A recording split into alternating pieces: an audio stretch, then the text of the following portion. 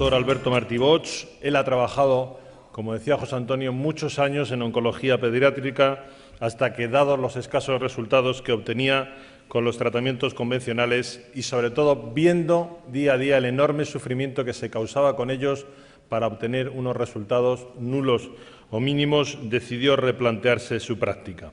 Hoy, 20 años después, y transformarse ampliamente en otras disciplinas que no se enseñan todavía, vamos a ver si ahora las universidades privadas se animan, en las facultades de medicina, decidió que lo primero era, como el viejo adagio médico dice, no hacer daño. Así que ha desarrollado un protocolo de síntesis que está dando resultados espectaculares. De momento son eso, resultados, pero seguro que en el futuro serán mucho más. Con todos ustedes, ya para cerrar este tercer congreso, dándole las gracias por su atención, el doctor Alberto Martí Bosch.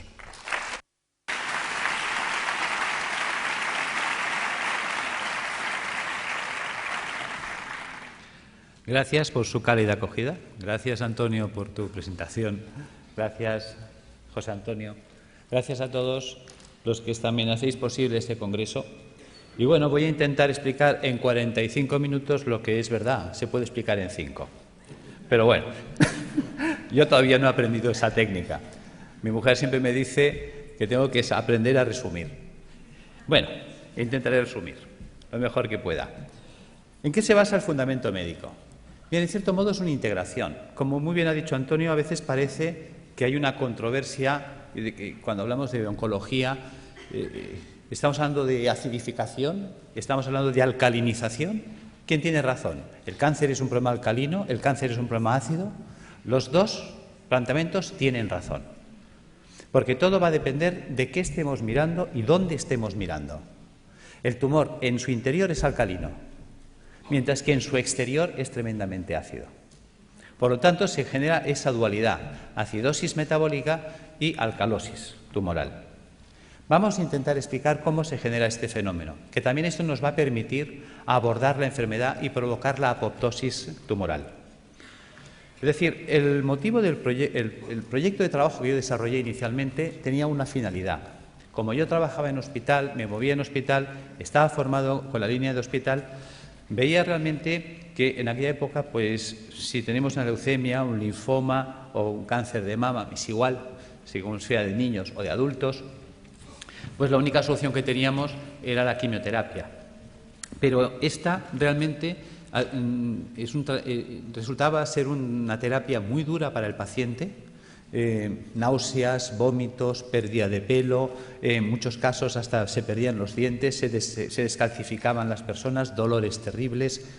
Claro, te planteabas cómo conseguir que el niño que estaba en tratamiento, cuando yo estaba en oncología infantil, cómo conseguir que el niño sufriera menos y cómo conseguir también que el tratamiento fuera más eficaz. Es decir, si en lugar de dar 20 sesiones, si lo podíamos solucionar con 10, con 5. Bien, y eso es lo que me llevó a investigar qué podíamos hacer para mitigar la situación del paciente. Entonces me planteé que lo primero que teníamos que hacer era entender, para resolver un problema, lo primero que hay que hacer es entender el problema. ¿Qué es el cáncer? Te dicen, bueno, las células que se han vuelto malas. Y bueno, sí, pero ¿y por qué? Ayer no eran malas y hoy sí lo son. Algo ha hecho que estas células degeneren, algo ha hecho que estas células se alteren. ¿Qué es lo que hay? Nadie daba contestación. ¿Hay alguna...? ¿No se oye bien en la sala? Es que parece que voy a comentar por el fondo. Bien, volvemos. Entonces, ¿qué es lo que qué es lo que puede hacer que la célula se vuelva mala? Bien. Pasa el tiempo, indagas, te mueves, estudias medicina ortomolecular, estudias fitoterapia, estudias homeopatía, estudias dietética y nutrición, que son cosas que en la facultad no nos enseñan. Tienes que marcharte fuera del país, porque aquí eso no se enseñaba. Entonces, pues bueno, tuve la suerte de ir topando con gente extraordinaria, como fue Brillinger, el grupo de Hofer, estuve con Demar, Saint-Jean, en Francia, en Austria, estuve en Holanda con Oswald, estuve en Manchester con Norman Eddy, pude estar en Houston con el grupo de John Stiles, Will Spark, Denis de Lucas. Toda esta gente me fue abriendo un campo de posibilidades y una visión de la enfermedad. Con todo ese bagaje de contactos y conocimientos, pues entonces nos planteamos montar ya un proyecto. Yo estaba en la universidad haciendo prácticas de histología y me hizo gracia que muchas veces hacías tinciones y a unas salían artefactadas y otras no. ¿Qué es un artefacto? Un artefacto es cuando al hacer una tinción, y si esto es una célula, aparecen manchas alrededor de ellas. Te decían que lo habías teñido mal. Y en cambio otras salían perfectas, solo se teñía la célula y el entorno no.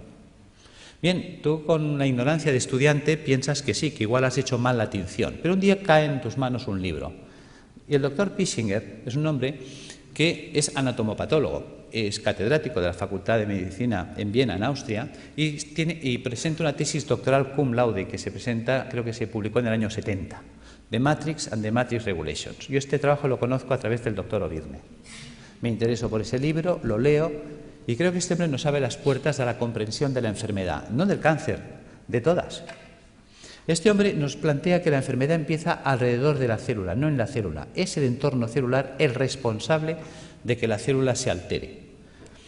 Bien por fallo renal, bien por fallo hepático, bien por fallo pulmonar o bien por fallo multisistémico, todos a la vez. El sistema básico podríamos decir que consta de esto, de pulmón, hígado, riñón, sistema vascular arterial, sistema vascular venoso, sistema intersticial, célula. En este caso hemos puesto la piel, pero que sepáis que también puedo poner mucosa, es indistinto. Si os fijáis, de aquí para aquí piel y de aquí para adentro mucosa. Si ahora cortara el labio, tendría en un lado piel, otro mucosa y el sistema celular en medio. Luego entenderéis por qué explico este detalle. Bien, ¿qué ocurre? Resulta que el pulmón, el hígado y el riñón son filtros que como tales trabajan 24 horas al día desde que nacemos hasta que morimos. El corazón de una persona en reposo sabemos que mueve 5 litros de sangre por minuto. Luego, por cada uno de estos filtros pasarán, lógicamente, como mínimo 5 litros de sangre por minuto. Todo el mundo entiende que si esto es el filtro del aire de un automóvil, ponemos en marcha el automóvil y el aire pasa a través del filtro, el filtro se va a ensuciar. Y te dicen que cuando esté sucio, cuando tenga 5 o 10.000 kilómetros según el tipo de filtro, que lo cambies. Lo entendemos en un coche, pero no lo queremos entender en las personas. Vamos a reflexionar sobre este dato. 5 litros de sangre por minuto y una persona en reposo. Si cada minuto pasan 5 litros de sangre, ¿qué es lo que están filtrando estos señores? Los residuos metabólicos del sistema celular. De la sangre arterial es la que lleva oxígeno, azúcares, grasas, proteínas, minerales. ¿Para qué? Para nutrir al sistema celular. Hay que enviarle oxígeno, hay que enviarle grasas, hay que enviarle proteínas para que la célula se nutra, se oxigene, viva. Pero esta célula, cada vez que respira, cada vez que recibe oxígeno, ella genera un residual metabólico o basura, que es el CO2. Si yo le envío grasas, ella la va a usar y la va a metabolizar, y cuando esta grasa se degrada, la tira, que es el colesterol. Algo así cuando nosotros ponemos aceite de oliva en una sartén, freímos un huevo, freímos una chistorra y cuando el aceite está quemado lo tiramos. Pues el colesterol sería el aceite quemado, que este debe ser eliminado. Y si le enviamos proteínas, me devuelve ácido úrico. Son ejemplos sencillos. Sabemos que es mucho más compleja la bioquímica celular, pero nos vamos a centrar en 3 datos, en 3 valores fácilmente comprensibles. ¿Qué hay que hacer con estos residuos, esos excrementos celulares?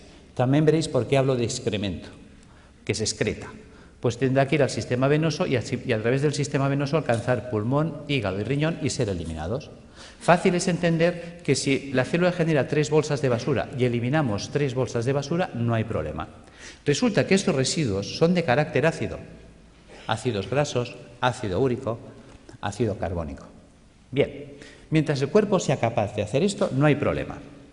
Volvamos, rebobinemos. Hemos dicho que el corazón de una persona en reposo mueve 5 litros de sangre por minuto. Eso quiere decir que si en un minuto pasan 5 litros de sangre por el pulmón, el hígado y el riñón para ser filtrados, en 60 minutos pasarán el equivalente a 300 litros.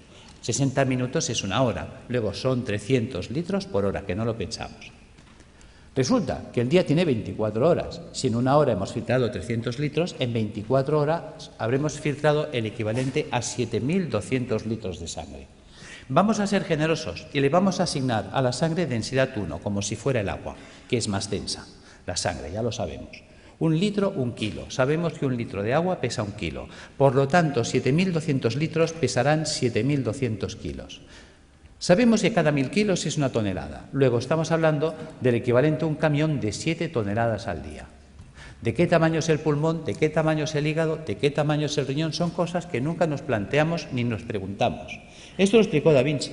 Da Vinci es un hombre que hace un trabajo de anatomía, estudia el cuerpo humano y aprovecha para comprender el cuerpo humano. Porque una de las preguntas que se hacía él era saber qué definía el cuerpo humano, dónde residía el equilibrio, la proporción del cuerpo humano. Y la encuentra en el puño. Por eso, desde entonces, los pintores hacen este gesto para pintar. El dedo sirve para establecer el punto de fuga y darle profundidad al plano. El puño es la proporción para trasladar al lienzo. Desde entonces sabemos que si yo me quiero comprar un calcetín, el perimetral del puño es la longitud de mi pie. O simplemente cojo referencias anatómicas, mi costilla y mi clavícula.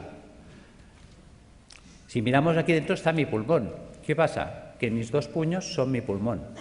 Si yo cojo como referencias la costilla, aquí dentro está mi hígado. Por lo tanto, si yo cierro los puños, veréis que es la distancia que estoy marcando, 2 puños. Si pongo el puño detrás, el espacio entre costillas y cadera es mi puño. ¿Cuántas veces habéis oído tengo el estómago en un puño? Y es porque estamos dimensionados por el puño.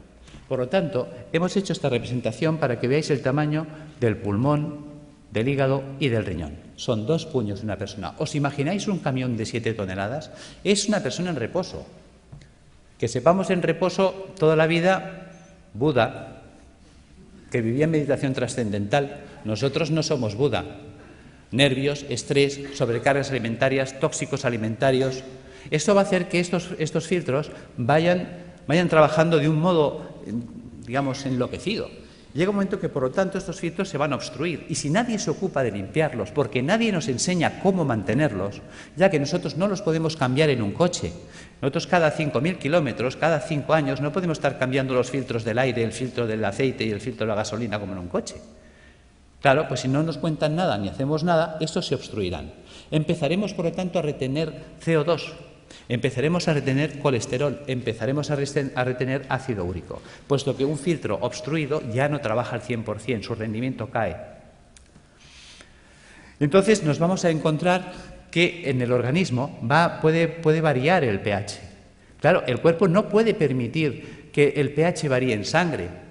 Muchas veces nos preguntamos, ¿cómo es posible que un deportista de élite, entrenado, perfecto, esté corriendo en un campo y caiga fulminado o muerte súbita? Porque a veces ha ocurrido eso, un bloqueo metabólico. Es decir, la acidosis metabólica que ha generado ha sido tal que su pulmón, hígado y riñón no han sido capaces de drenar, ha entrado en una acidosis metabólica brutal en sangre. Sabemos que una variación del pH en un medio provoca un stop de reacciones químicas. Las reacciones químicas en sangre se paran, muerte. Algo tan simple, digamos, se nos pasa por alto. Estamos encontrándonos que entonces el cuerpo muchas veces lo que hace para evitar este fenómeno, evitar que haya un stop de reacciones químicas en sangre, empieza a hacer un acúmulo, va a retener estos radicales ácidos libres en el espacio intersticial. Por lo tanto, se irá empantanando el sistema. La interposición de residuos metabólicos en el espacio intersticial entre el capilar y las células, las endotoxinas, van a generar una serie de dificultad para la nutrición celular. Son los trabajos también de Reykjavik, cuando hablaba de la homotoxicología, es decir, la célula acabará ahogada por sus propios residuos metabólicos, por sus propios detritus, por sus propios excrementos. Esta barrera de ácidos que se nos va a formar, de ácido úrico, de ácidos grasos, etcétera, va a impedir que la célula se nutra. Veamos. ¿Veis la diferencia de imágenes?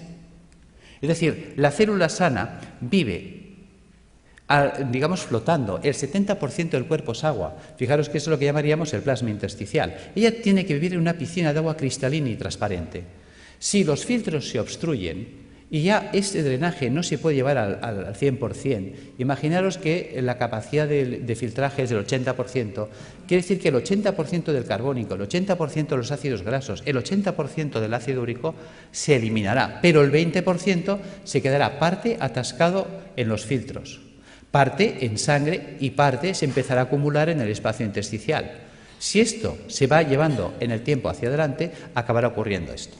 Fijaros que ahora el entorno celular, y esa era la idea de Pischinger, la enfermedad empieza alrededor de la célula, no en la célula. Es el entorno celular el que va a degradar ese sistema. Fijaros que ahora la célula ya entra en precario.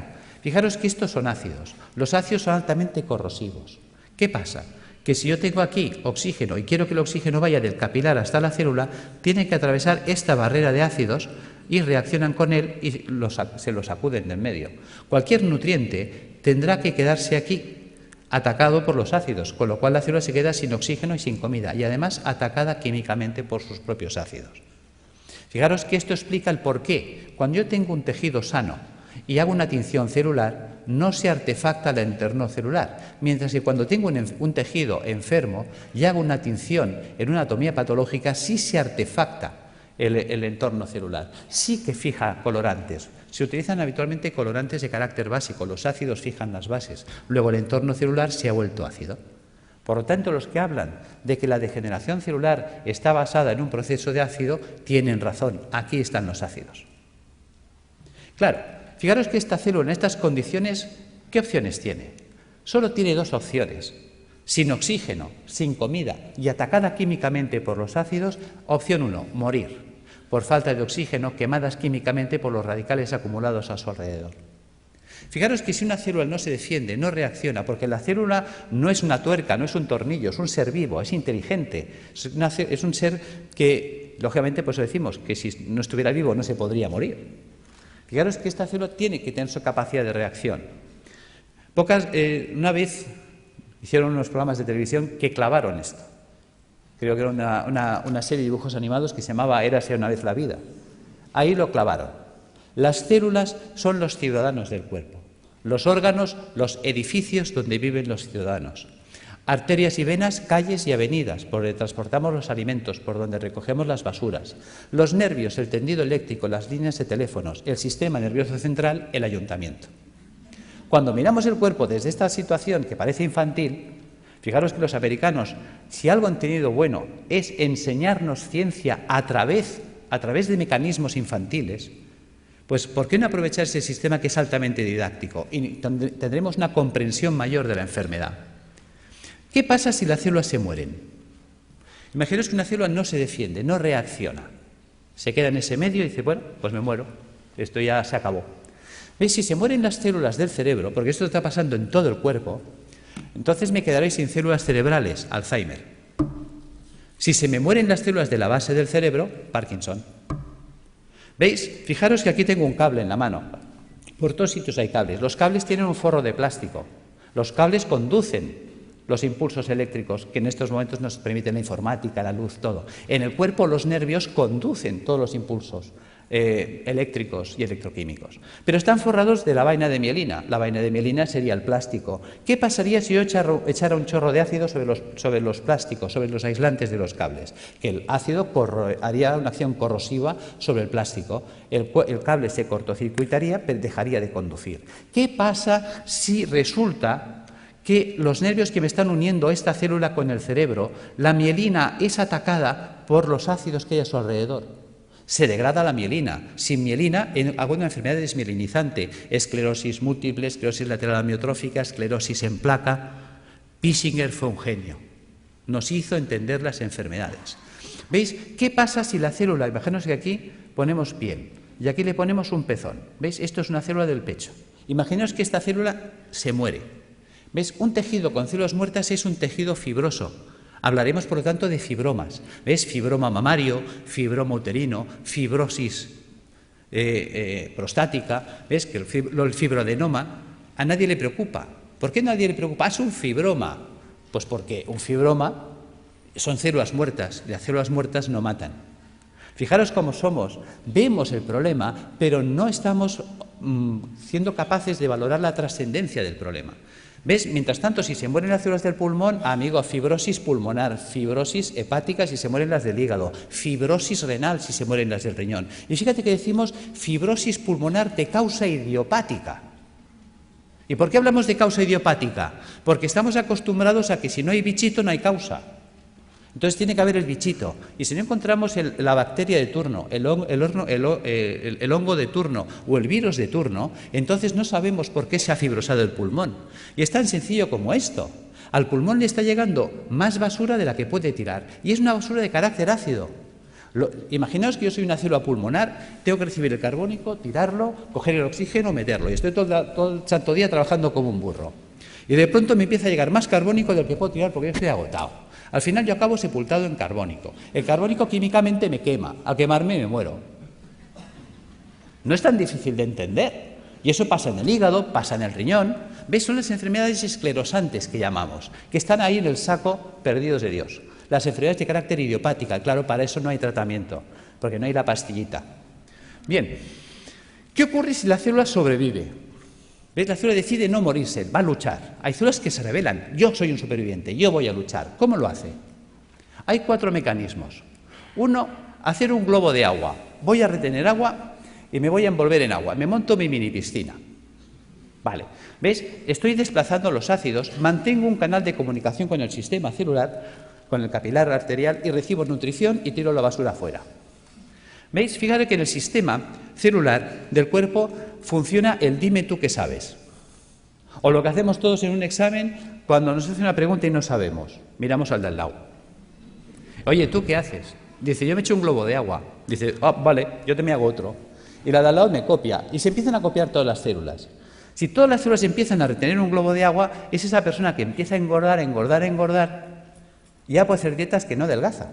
¿Ves? Hay gente que dice, es que yo he ido a una clínica carísima, me han cobrado 6.000 euros, me han tenido 5 días a agua y he engordado. Yo tengo pacientes que vienen diciéndome esto. Yo, claro, porque tu cuerpo se está defendiendo de la acidosis metabólica reteniendo el agua. Y el agua, aunque sea calorías cero, el agua pesa. Y si esa persona retiene el agua, se la queda, aumenta de peso. ¿Veis? Este es el tema. Opción 2, tamponar.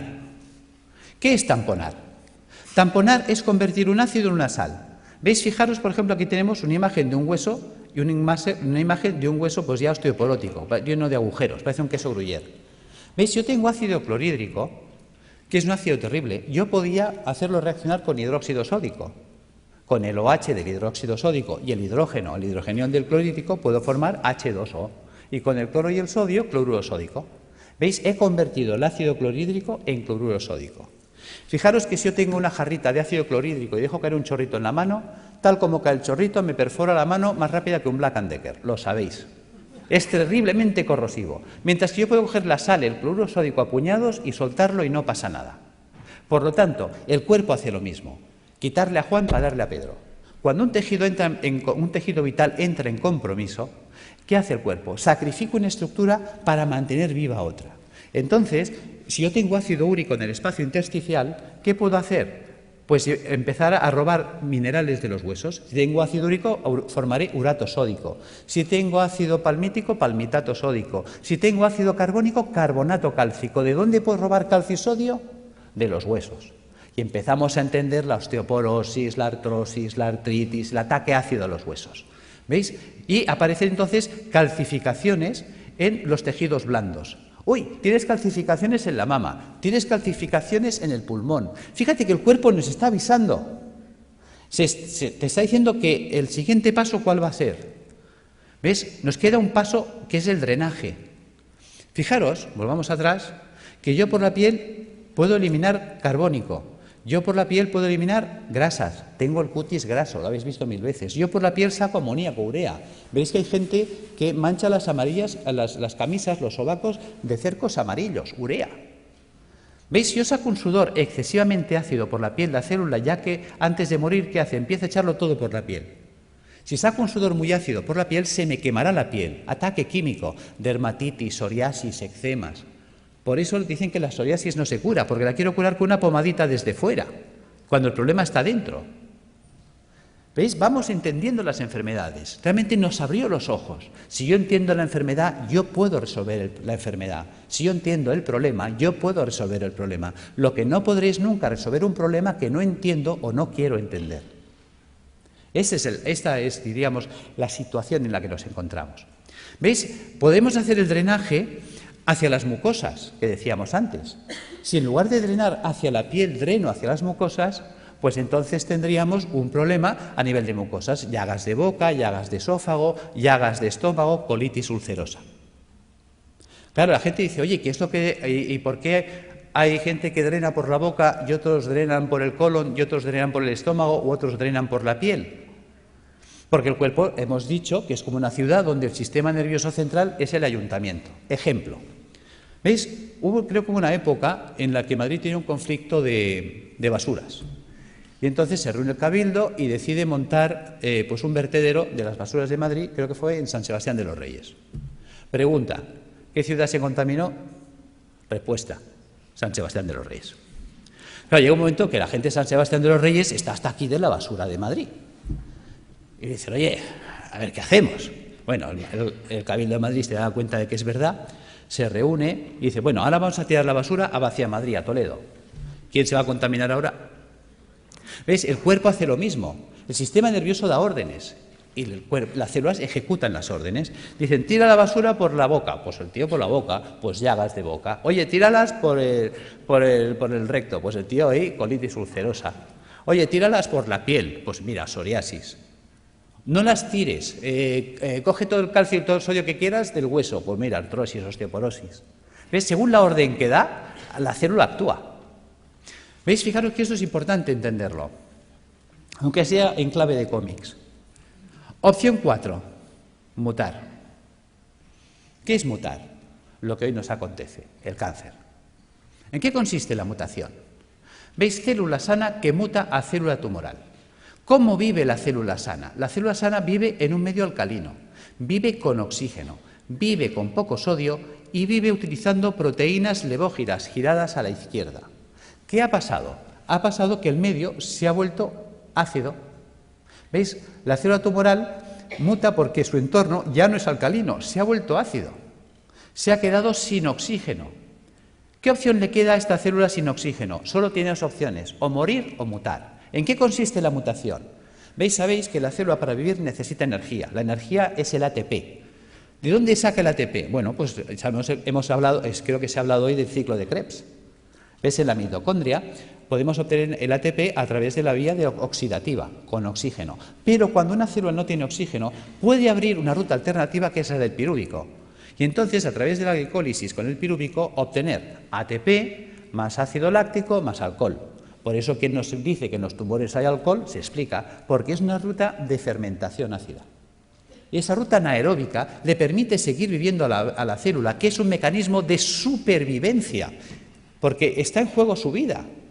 Y entonces ella, ¿qué hace? Empieza a cargar mucho sodio en su interior. ¿Veis? La célula normal, la célula sana, tiene potasio en el interior del citoplasma y sodio fuera.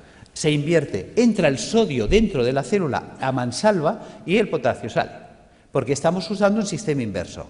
¿Veis? Ahora se explica cuando dicen es que los tumores son alcalinos. Claro, la célula tiene que ser muy alcalina en su interior para aguantar el ataque ácido exterior.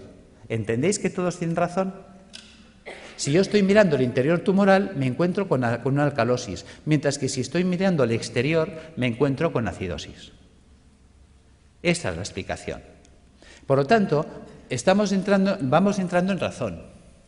Cuando estamos ya en una situación tumoral, ¿qué nos propone la medicina académica? La medicina académica nos propone que hay que cortarle la cabeza al tumor, evidentemente si se puede, si es accesible quirúrgicamente. Es decir, la decapitación del tumor es lo que llamaríamos la cirugía. Opción 2, a la hoguera, achicharrar el tumor. La radioterapia. Opción 3, el envenenamiento. Eso sería la quimioterapia. ¿Ves? La célula tumoral, la quimioterapia es un citotóxico, o sea, es un tóxico para la célula, hay que matarla. ¿Veis? Por lo tanto, o la mato de un hachazo, o la mato porque la achicharro, o la mato porque la enveneno. La cuestión es que hay que matarla. Y además es verdad, porque si no nos mataría a nosotros. Bien, por lo tanto, si observamos, esas 6 opciones que nos da, nos hace entender que estamos anclados, por decirlo así, en el siglo XII, por no decir el siglo I. Decapitación, hoguera, envenenamiento. Queda en clave de humor, pero es real. O sea, cuando hay un tumor, no hay más. O le corto la cabeza, o la achicharro, o la enveneno. Vale. Pero si pensamos como en el siglo XII, aunque la escena que os he puesto pertenece, creo que es al siglo I, nos encontramos que si pensamos como en esa época, nos queda una cuarta vía que la estamos olvidando. ¿Qué podían hacer con un enemigo difícil de batir? El asedio. ¿Os acordáis? Numancia. Le quitamos el agua, le quitamos la comida, y sin agua, sin comida, esperar, que se muere solito. Bien, eso sería la apoptosis. ¿Cómo acorralar el tumor? Pues alcalinizando al paciente, puesto que el paciente ya que está muy ácido y el ácido me está desencadenando el problema, vamos a alcalinizarlo. Resulta que sabemos que la célula tumoral para poder vivir necesita mucho sodio. Resulta que al paciente hipertenso le decimos come sin sal, al paciente cardiópata le decimos come sin sal, al paciente que está mal del riñón, al nefrópata le decimos come sin sal. Pues digamos al oncológico que coma sin sal, puesto que la célula tumoral necesita mucha sal para ser muy alcalina en su interior. Si le quito la sal, lo hago polvo. Luego, utilizar enzimas proteolíticos de acción selectiva. ¿Qué es un enzima proteolítico de acción selectiva? Una enzima que destruye proteínas, pero no todas. ¿Cuáles? Las dextro. Resulta que la célula tumoral, para vivir, ha tenido que desarrollar un tipo de proteína que es la dextro. Fijaros que en el cuerpo todos los aminoácidos son L-metionina, L-cisteína, L-arginina. ¿Por qué? Porque nuestras proteínas son levo, pero las proteínas levógiras son estables en un medio alcalino, en un medio ácido no son estables. Luego necesito una proteína estable en un medio ácido, la dextrógida. Vale, pero si yo pongo a circular enzimas proteolíticos de acción selectiva que destruyan a esa proteína, ¿ves? Ya le he quitado el sodio, le he quitado la comida, le quito los ácidos. Y luego resulta que la célula tumoral, al volverse anaeróbica, se vuelve vulnerable al oxígeno. El oxígeno es tóxico para las células anaeróbicas, las mata. De hecho, yo he estado en Alemania aprendiendo técnicas de ozonoterapia porque el ozono es tóxico para la célula anaeróbica. Vale. También podemos utilizar peroxidasas, enzimas que ayuden a liberar mucho oxígeno en los tejidos. ¿Cómo conseguir esto? ¿Cómo vamos a alcalinizar al paciente?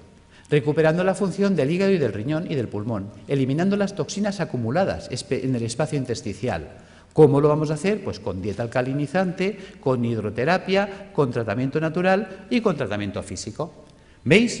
Si yo utilizo quimioterapia solo, ¿cuántos pilares tengo? 1.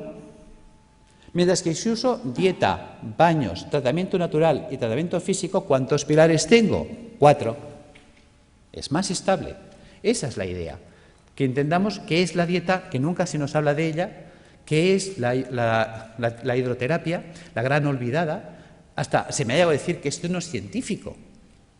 Y me lo han dicho médicos, esto de los balnearios, esto no es científico. Y resulta que existe en la Universidad Complutense una cátedra de hidroterapia médica, de hidrología médica. O sea, ni siquiera sabemos lo que tenemos en nuestras propias universidades. Y es de las mejores cátedras que hay en Europa. Cuando te mueves fuera, te hablan, oh, la doctora Bacaicoa. ¿Y tú quién es la doctora Bacaicoa? Hasta tienes que empezar a buscar y pues dices, ¡san Dios, tengo que conocer a esta mujer!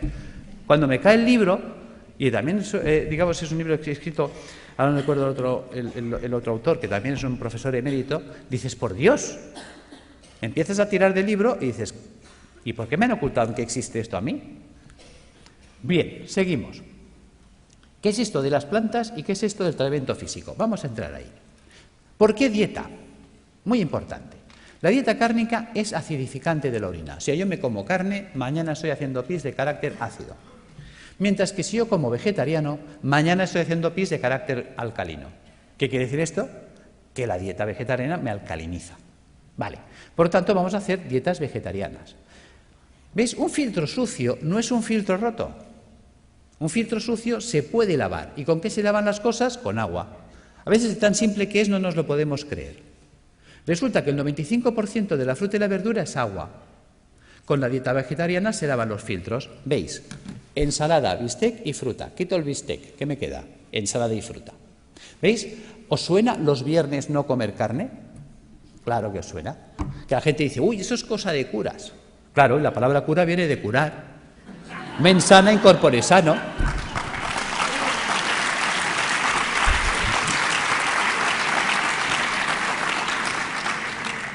Claro, ¿qué ocurre? Que cuando las cosas gracias, pero bueno, es para romper un poco el ritmo porque estaréis cansados y dormidos. Claro, ¿qué ocurre? Claro, la gente lo relaciona con los curas, pero con la parte mística. Claro, la gente dice, ¿y esto de dónde lo han sacado los curas? Vas tirando del libro y los curas lo sacaron de un médico, Galeno. ¿Ves? Yo me acuerdo cuando empecé la carrera de medicina, fue la época que se rompieron los números clausus y entraron 3.000 personas a la universidad. Dijeron, nada. Puertas abiertas, que entre todo el mundo y que sea un curso selectivo. Y estábamos 3.000 en primero de carrera. Y entonces había una asignatura opcional, optativa, que se llamaba Historia de la Medicina. ¿Sabéis cuántos se apuntaron a esa asignatura de los 3.000 que estábamos en primero? Nadie más. Con lo cual me fue genial, porque tuve un catedrático, clases particulares para mí solo. Y ese hombre, que fue el doctor Felipe Cid, al cual le tengo un recuerdo maravilloso, me dijo: te voy a citar una frase de Napoleón para empezar tu formación en historia de la medicina. Hay de aquel pueblo que olvida su historia porque está condenada a repetirla. Tenía razón. Y luego me citó otra frase de Oppenheimer. Decía: solo tiene futuro aquel que investiga en el pasado, porque investigando en el pasado se puede redescubrir el futuro. Tiene miga. No dijo descubrir, dijo redescubrir. ¿Veis? Nuestros abuelos nos decían: está todo inventado. Y era verdad. ¿Por qué me remito a Galeno? Galeno fue aquel médico que dijo: vale más prevenir que curar. ¿Cómo llega a esa conclusión Galeno? Porque Galeno fue el médico de los 3 nos. ¿Ves? En la época de Galeno te inscribías en la facultad, por decirlo así, el 15 de septiembre y el 30 de septiembre ya eras médico. Ya está. Y como la ignorancia es atrevida, ¡hala!, todos a ejercer. Claro, también hay que saber que en aquella época, con que supieras si el paciente hacía de vientre negro, ¡qué malo! Si hacía rojo, mira, a lo mejor puede ser un hemorroide, ¿no? Si vomitaba verde, tranquilo. Como vomitara rojo, aburem, ¿no? Y si se vomitaba negro, dalo por muerto. Ya está, ya eres médico. O sea, porque claro, no había nada. ¿Cuáles son los 3 grandes nos de Galeno? Él sale, se sienta, como hombre sabio que fue, y por eso nos acordamos de él, y dice: primer no sé medicina.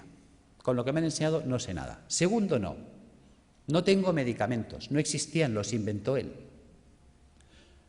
Tercer no, si no sé medicina y no tengo medicamentos no puedo curar, obvio. Claro, ¿qué hace Galeno? A Galeno le enseñan la medicina hipocrática. Hipócrates había dicho otra cosa. Hipócrates dijo: que tus alimentos sean tus medicamentos, que tus medicamentos sean tus alimentos. Y se queda tan pancho. ¿Por qué dice esto? Porque él observa cosas curiosas. En aquella época la gente vivía muy asilvestrada, todos vivíamos en el campo, muy silvestres, y encima vivíamos con vacas y ovejas, y sinceramente el ser humano tiende a copiar y a hacer lo que hacen los demás animales. ¿Veis? Que además es curioso, tiene relación con la historia de la medicina y la historia del medicamento. ¿Veis? Fíjate que un vaquero, o sea, un señor que cuidaba vacas en Escocia, creo que fue, le contó a un veterinario que había observado, que le llamaba la atención desde pequeño, que cada vez que una vaca le salía un tumor o un bulto en la mama, en las ubres, pues que dejaba de comer pasto normal y se iba a buscar una planta que nunca la comía, que nadie la quería. O sea, tú se la ofrecías y te la escupía. Pero cuando tenía un tumor o un bulto en las ubres, iba como loca a buscarla. ¿Y qué iba a buscar esa vaca? Vinca, la vinca per vinca. Resulta que el veterinario no deja en saco roto el comentario del pastor, sino que coge esa planta y se la lleva a la universidad y la analizan. Y se dan cuenta que es verdad, que en la vinca existe un principio activo antitumoral. De ahí salió la vincristina. ¿Os suena? ¿Veis? La historia del medicamento viene de las plantas. Pues lo mismo hizo Galeno. Galeno se da cuenta de que Hipócrates hablaba de que los pacientes que se ponían amarillos, es decir, el hígado, empezaban a comer como locos alcachofas, se veían alcachofas. Entonces, muchos mejoraban si comían muchas alcachofas. ¿Cuál era el problema? Que había que comer 60 alcachofas al día. Se establece un concepto de dosis. Claro, a ver quién es el guapo que desayuna, come, merienda y cena 60 alcachofas al día y durante un año. O sea, cuando le recomendabas a un paciente que hiciera eso, o que si estaba mal del riñón se comiera 60 cebollas, pues cogían el cesto, se iban a ver a Hipócrates y decían: mira, tío, que lo dejo, que me da igual, que yo me muero. Segundo problema que había: pues si se acababa la temporada de alcachofas, ¿qué hacemos? Pues a Galeno se le enciende la bombilla. Galeno se da cuenta que la planta seca conserva lo que él llamaba el espíritu curativo de la planta, que es lo que conocemos como principio activo, y que la planta seca quedaba reducida al 5%, que esa planta seca se podía hacer polvo, se podía poner en un cilindro y con un pistón se podía machacar. Y la podía comprimir. Acaba de inventar el comprimido. Y en un comprimido le atizaba 10 alcachofas, con lo cual si te daba 2 comprimidos de desayuno, comida y cena, eso funcionaba. ¿Ves? Y monta los extractos, empieza a montar la galénica, el arte de hacer medicamentos. Entonces él se da cuenta que hay plantas que limpian el pulmón, plantas que limpian el hígado, plantas que limpian el riñón. Entonces, si hago una dieta eminentemente hídrica, la cura de aguas, que os suena, y le ponemos plantas que limpian el riñón, plantas que limpian el hígado, ¿ves? Por ejemplo, una cola de caballo, un té verde, una arenaria, o pongo una alcachofera, un diente de león, un boldo, o pongo una planta que me limpia el pulmón, el tomillo, el gordolobo, el llantén. ¿Veis? Hagámoslo simple, va, voy a coger té verde, alcachofera y tomillo. ¿Veis? Ya tengo la fórmula de las plantas que me van a limpiar los filtros. Si le paso agua y jabón, se limpiará más rápido. Claro, si encima le cojo los trabajos de Demetrier con los oligoelementos, me meto en los trabajos de eminentes investigadores en el mundo de la ortomolecular, vitaminas, enzimas, las acciones que tienen, vamos a mejorar la actividad y la funcionalidad de estos órganos, con lo cual el drenaje de los ácidos se va a activar. Me voy a remitir también a Galeno. Galeno se da cuenta de la importancia de los baños termales. Fijaros que en aquella época habían las termas romanas. ¿Ves? Galeno establece un sistema de dieta a la gente que venía a su consulta. ¿Ves? En las casas romanas, en los domus, había el vomitorio. La gente se levantaba, comía y se iba a vomitar para seguir comiendo, hasta que reventaban. Y cuando llegaban a Galeno, él en sus textos lo decía. El paciente me llega gordo, seboso, sudoroso, con un sudor repelente, un fétor vomitivo y unas deposiciones putrefactas. Decía, está podrido por dentro. Y además decía, huele a cloaca obstruida, que los romanos tenían alcantarillas, o sea, ya sabía lo que se decía él. Fijaros, por lo tanto, decía, hay que desatascar la cloaca, es decir, todo el tubo digestivo. Entonces, él, por un lado, se da cuenta de la función del agua. ¿Cómo funciona el agua? El agua termal nos vamos entendiendo ya por qué funciona. ¿Veis? Las aguas termales son aguas calientes. Por lo tanto, si yo me sumerjo en agua caliente, ¿qué pasará con los poros de mi cuerpo? Se van a dilatar. Sabemos que el agua de los balnearios son aguas minerales. ¿Qué minerales tienen? Cloruro sódico, cloruro magnésico, cloruro potásico y así. A una concentración salina no menor de 20 gramos de sal por litro de agua. Resulta que el agua de nuestro cuerpo tiene 9,4 gramos de sal por litro de agua. Claro, se va a generar un gradiente de ósmosis, los líquidos van de donde hay menos a donde hay más. Cuando yo me sumerjo en una bañera con agua caliente y salada, ¿veis? Fijaros que aquí en medio todos tenemos una vena gorda, que podríamos llamar que es la alcantarilla, donde van todos los residuos celulares. Pero si yo abro los poros y con la sal tiro para afuera, estoy sacando de mi cuerpo ácido carbónico, ácidos grasos, ácido úrico. O sea, realmente el baño termal es una diálisis percutánea, es un riñón, es un pulmón, es un hígado artificial de alto rendimiento y de bajo coste. Con el tiempo, lo que era del pueblo, porque fijaros que era la época de la res pública, la cosa pública, la época romana en la que vivía Galeno, que por lo tanto eran los baños públicos, las termas romanas, con el tiempo los baños pasaron a la aristocracia. Vale. Pero como todo se recicla, con el tiempo el baño que estuvo en la aristocracia volvió al pueblo. Y volvió simplemente por un tema de avaricia. Fijaros que un balneario pues vale, por ejemplo, uno baratito, hoy en día vale 120 euros al día. Quiere decir que un tratamiento de 30 días nos costaría 3.600 euros y estabilizar a un paciente oncológico 10 meses, 36.000 euros. ¿Quién se puede pagar esto? Un rico. ¿Pero qué es un rico? Pensemos. Y no me digáis que es un tío con pasta porque es falso. Sabiduría popular. El padre obrero, el hijo caballero, el nieto pordiosero. Es decir, hay el que hace el dinero, hay el que se lo ventila y la familia venida menos. ¿Veis? Un rico no es eso, no es un señor con pasta. Un rico es un señor que siempre está pensando cómo tener las cosas sin pagar, que por eso es rico. Porque gana y no gasta.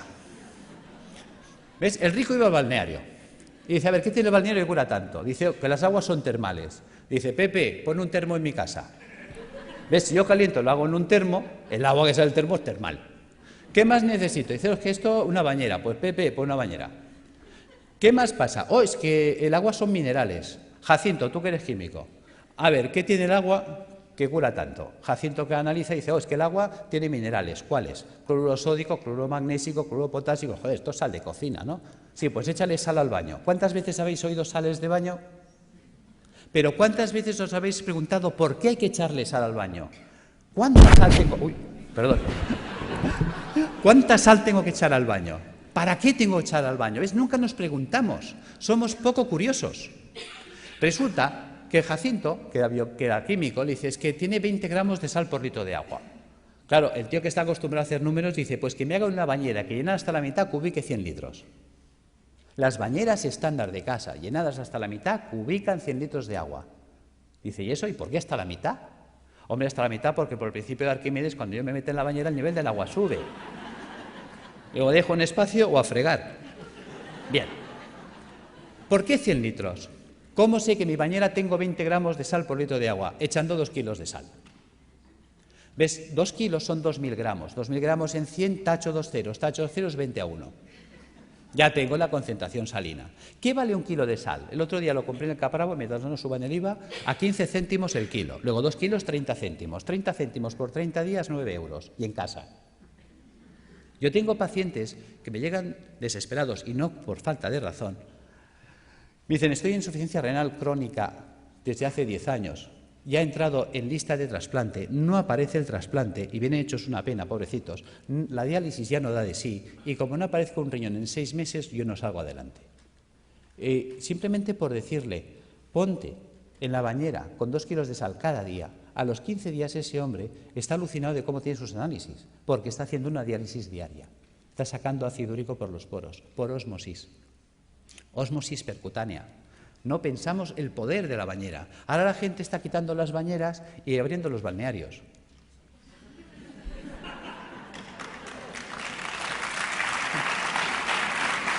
Bien. Gracias. Seguimos. Ya entendemos para qué la bañera, ya entendemos para qué una dieta hídrica. Hay mucha gente que me dice, Alberto, ¿hay que ser entonces vegetariano? No, tampoco. Y a ver, cuéntame esto, si me dices que la dieta vegetariana es buena. Bueno, es que una cosa es que la dieta vegetariana sea buena y otra cosa es que tengamos que ser vegetarianos. ¿Ves? Una vaca es vegetariana. ¿Por qué? Ella solo come vegetales. ¿Por qué? Porque puede. La vaca tiene 4 estómagos, panza, bonete, librillo y cuajar. La vaca puede hacer 4 digestiones al mundo vegetal. Por eso la vaca consigue el 100% de los nutrientes del mundo vegetal. ¿Cuántos estómagos tenemos nosotros? Nosotros tenemos un estómago. No podemos ser vaca. Nos falta tecnología digestiva. Es así de sencillo. ¿Ves? Hay gente que dice que yo sí, puede sobrevivir, porque el cuerpo está adaptado a sobrevivir, pero no a vivir. ¿Ves? Hay herbívoros, hay omnívoros y hay carnívoros. Nosotros somos omnívoros. Pero eso no quiere decir que nos venga bien un día a la semana limpiar. Fijaros, los reyes inventaron la bula para comer carne los viernes. Los reyes no lavaban los filtros. Pregunta, ¿de qué se morían los reyes? Los reyes se morían de gota, de ácido úrico. ¿Ves? Los ácidos son los que nos matan. Si a mí se me tapa el riñón, yo no podré eliminar el ácido úrico. El ácido úrico me va a corroer los huesos, un dolor terrible, y me va a corroer el sistema arterial por dentro y venoso. Al final me muero de una hemorragia urémica. Fijaros, perforación de las arterias, muerte. Si a mí se me tapa el hígado, no podré eliminar el colesterol. Si no puedo eliminar el colesterol, se me acumulan las arterias, se taponan, infarto, muerto. Si a mí se me tapa el pulmón, no podré eliminar el CO2. El CO2 se me acumula, ya sabéis, es citotóxico, muerto. Los ácidos nos matan. Tan sencillo como esto. Entonces, si añadimos esto a la dieta hiposódica, que ¿cómo afecta esta dieta a la célula tumoral? La célula tumoral necesita mucho sodio para alcalinizar su citoplasma y poder así contrarrestar el ataque ácido externo. Si se queda sin sodio, no puede hacerlo. Y entonces el propio ataque ácido también la puede matar. ¿Cómo matar de hambre a la célula tumoral? Utilizando enzimas proteolíticos de acción selectiva que destruyen solo proteínas extrógenas. Ese fue el pecado de Chacón, encontrar enzimas que destruyen esas proteínas y mata de hambre a la célula, que es inocuo para el sistema, puesto que solo destruye proteínas dextrógenas que solo afecta a la colonia de células tumorales. La célula sana que no ha mutado, como ella sigue tirando de proteínas levógenas, a ella no se entera, no le afecta. ¿Cómo hiperoxigenar los tejidos? El simple drenaje de toxinas, por el simple drenaje de las toxinas, hará que llegue oxígeno a los tejidos. La ozonoterapia, habéis visto algunos muy buenos resultados. Y suministrando al paciente enzimas hiperoxidasas, que también van a mejorar muchísimo. Y aquí están los trabajos con el peróxido de fenilglioxal, que en su día funcionó, de don Gregorio Ramón Cebrián, creo que se llamaba, el doctor Javier López Garcés, hicieron unos trabajos extraordinarios con las peroxidasas. Y yo las uso, funciona muy bien. Tratamientos físicos, claro que sí, la acupuntura, la osteopatía, la quiropraxia, la magnetoterapia, todo esto nos va a ayudar a reequilibrar todos los sistemas bioenergéticos del cuerpo. ¿Qué ha pasado con toda esa acción que hemos desarrollado? Pues que la célula tumoral, su entorno ya no es ácido. A la célula tumoral le llega oxígeno, que es tóxico para las células. anaeróbicas o tumorales. Se queda sin sodio y se queda sin proteínas dextrógiras. Traducido, la célula sana conserva íntegra toda su ruta metabólica, todo lo que ella necesita para vivir, mientras que la tumoral se la hemos quitado. Algo así como si yo tengo una célula que se ha adaptado a vivir en agua dulce, un pez que se ha adaptado a vivir en el agua dulce, y cojo ese pez y lo pongo en el mar otra vez. Ese pez de río en el mar se va a morir, aunque esté en agua, porque el agua es distinta. No es su ecosistema. Nos estamos cargando directamente el ecosistema de la célula tumoral, y eso nos conduce a la apoptosis. Sin sodio, sin proteínas dextrógiras, sin ácidos y con oxígeno en el medio, la célula tumoral no puede vivir. Fijaros que yo puedo alcalinizar con bicarbonato sódico, claro que sí. Que podemos estar debatiendo si es un hongo el que desencadena el sistema o es un sistema que se ha acidificado y ha generado las condiciones para que esto suceda. Yo me inclino por lo segundo. ¿Veis? Fijaros, vamos a pasar estas dos imágenes. Las imágenes hablan por sí solas. ¿Veis? La célula normal tiene que vivir en una piscina de agua cristalina y transparente. Mientras que si nosotros no hemos cuidado, porque nadie nos ha hecho entender la importancia de comer un día a la semana vegetariano, de bañarnos un día a la semana en agua con sal, de tomar plantas depurativas que nos ayuden a tener limpios los filtros, mira qué fácil es. ¿Ves? Si nosotros desde pequeñitos acostumbramos a nuestros hijos a bañarse en la bañera con 2 kilos de sal, a comer vegetariano un día a la semana y a tomar una infusión de alcachofa, tomillo y té verde, esto estaría funcionando limpio toda la vida. Y entonces estaríamos siempre en estas condiciones. ¿Veis? Fijaros, si yo no limpio esto, ¿qué pasa? Que ahora esta célula que tendría que estar viviendo en una piscina de agua cristalina y transparente, ahora tiene que vivir en una piscina de aguas fecales, sus propios excrementos, porque a lo que hemos comentado antes, ¿veis? A esto, al ácido carbónico, al ácido graso y al ácido úrico le podemos llamar el excremento celular. ¿Por qué le llamamos excremento celular? Vamos a ver. Si nosotros comemos, ¿qué hacemos? Caca. Y si nosotros bebemos, ¿qué hacemos? Pis. Pues si la célula come, hace caca, y si la célula bebe, hace pis. Esto es el pis y la caca celular. Si nadie se la recoge, la pobre célula tiene que vivir flotando en aguas fecales. Y mientras el agua no llega aquí, todos tranquilos, y diciendo, y no hagan olas, pero como la cosa empieza a subir, lo entendéis. ¿Veis? Posibilidades de que esta célula se infecte en una piscina de aguas fecales. Es como si tú tienes un hijo y tienes 2 piscinas, una de agua limpia, cristalina, transparente y tratada y una fosa séptica llena de aguas fecales. Y le dices al niño, hola niño, haz aquí 4 piscinas en la fosa séptica. Se te muere el niño. Lo entendemos en ese ejemplo y no lo queremos entender aquí. Es algo tan gráfico como lo explicó Pissinger, es algo tan genial que dices, Dios mío, y tan simple de poder llevar al paciente a estas condiciones, que las cosas van a ir mucho mejor. Fijaros que todo vale incluso. Ya sé que José Antonio hasta me puede tirar el zapato, porque claro, cuando empezó mi trabajo, ¿cuál era el problema? Mi problema era que yo... Uy, perdón, ¿qué he hecho? Perdón. Vamos ya al fondo. ¿Cuál era el problema? Yo estaba trabajando con quimioterapia cuando empezó mi proyecto de trabajo. Y claro, no entendía cómo era posible que la quimio no funcionara si in vitro funcionaba. Y un día, cuando leo este trabajo, se me enciende la bombilla. Vamos a ver, supongamos que me viene un abogado ahora y me dice, Alberto, acabas de heredar una finca de la tía Carmeta en Tarragona. Pues vale, pues muy bien. Hombre, qué alegría, qué pena por la tía Carmeta, claro, pero también qué alegría por la finca. Son 600 hectáreas. Y dijo, Dios, te vas ahí y dices, pero yo soy médico. Ahora, me cojo un ingeniero agrónomo y me lo llevo para allá. Dice, a ver, tú ingeniero, ¿esto sirve para algo? Dice, hombre, está abandonada, está ruinosa esta finca, lleva 30 años que nadie la ha tocado, está silvestrada. ¿Pero vale o no vale? Dice, pues aquí cebada la que quieras. Dice, bueno, pues ponla en marcha. ¿Veis? Y ahora veo al ingeniero que coge el trigo o la cebada y empieza a echar la cebada entre los zarzales y los matorrales. ¿Tú qué dices? Dice, vaya ingeniero. Resulta que los médicos hacemos esto. Cuando tengo el paciente en situación tumoral, le atizo el suero en sangre y quiero que la molécula llegue a la célula. Se quema por el camino, no llega. Los ácidos la destruyen. Entonces tengo mucha toxicidad y poca efectividad. Claro, cuando limpias el sistema, si tú ahora pones la quimio en sangre, ¿cuánta quimio llega? Toda. Manda huevos, que decía Trillos. Claro, con este sistema, ¿qué pasa? ¿Ves? La célula sana está harta, ha comido, está bien alimentada, ella no tiene hambre. Resulta que la que tiene hambre es la tumoral.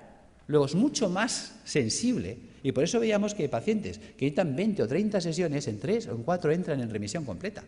Ahí está la gracia. Es decir, que tampoco obliga a renunciar a nadie porque el miedo es muy fuerte y si dejo el hospital, ¿qué me pasa? Que no te pasa nada, tío. O sea, que conseguimos que los pacientes tolerasen mejor. Pero es que estamos viendo cosas sorprendentes.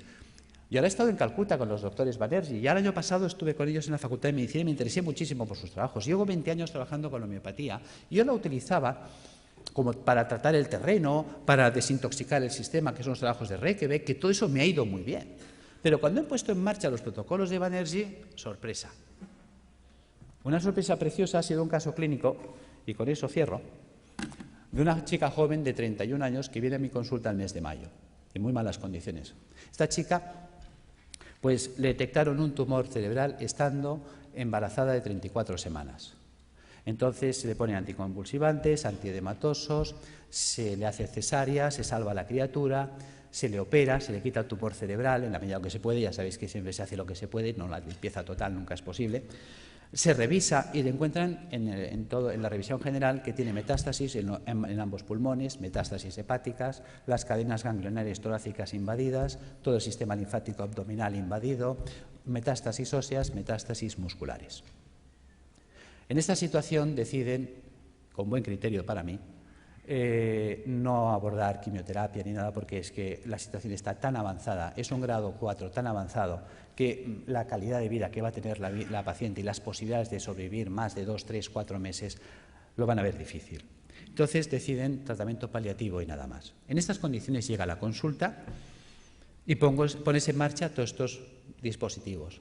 Y además asocias los protocolos de Banerjee, le pones Rutagraph y más calcárea fosfórica para atender el campo cerebral, el Calicarbonicum para atender el pulmón, el Hydrastis canadiensis para atender la carcinomatosis difusa, el Zinfitum y el Hipericum para las metástasis óseas. Sorpresa. Resulta que al mes viene muy mejorada la mujer. En el mes de julio se le pide pruebas y se las hacen el 13 de julio. Y en el 13 de julio le observan, después de 2 meses y medio de tratamiento, que las metástasis pulmonares habían desaparecido, las metástasis hepáticas desaparecidas, las lesiones ganglionares en remisión completa, la lesión tumoral ni rastro cerebral desaparecida y las lesiones metastásicas de huesos y de músculos reducidas en un 50%. Esta mujer la volvemos a ver en septiembre, el estado general actual es increíble. Realmente está evolucionando muy bien. Ha sido catalogada de remisión espontánea. Y decimos...